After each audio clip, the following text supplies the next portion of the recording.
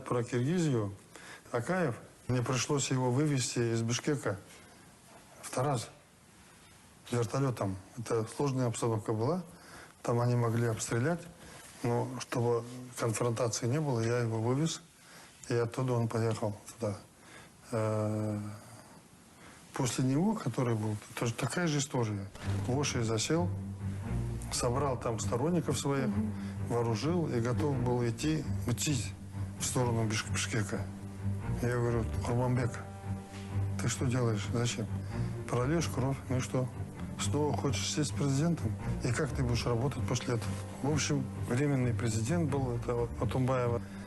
Я говорю, я с ней созваниваюсь, говорю: ну что делать? Что-нибудь сделайте, успокойте Курманбека. Курманбеку звоню, говорю: Курманбек, давай я тебя вывезу оттуда, из Оши. Потом будешь вести переговоры. Рядом будешь здесь. Еле-еле его уговорил. В это время в Вашингтоне совещание было по антиядерным делам. И мы там находились. Президентом России был Медведев, Обама.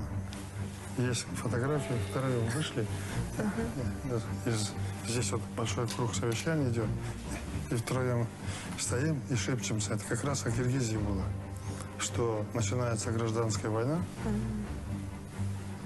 Бакиев хочет двигаться вооруженными отрядами в сторону Бишкека. Что-то надо делать. Я сказал, я буду вывозить. Пусть российские истребители прикроют мой самолет, который будет вывозить.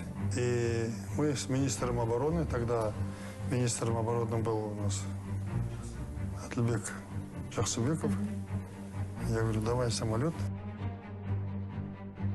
Он начал прорабатывать через своих, через военную разведку. В Оши, в аэропорту, говорит, на полосе выгрузили щебень, и не сесть, не вылететь невозможно. Я говорю: ты точно знаешь это? Не точно, но сказали, что там невозможно. Отправляй самолет, пусть снижается, если увидит, что там кучки лежат, пусть улетают. Если нет, садится.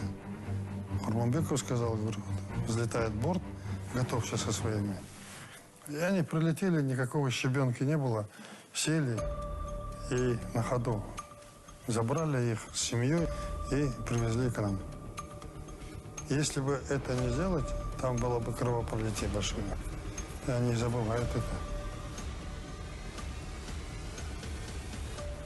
Ну так, в моей судьбе, кроме моей работы в Казахстане, пришлось заниматься этими, поскольку так сложилось.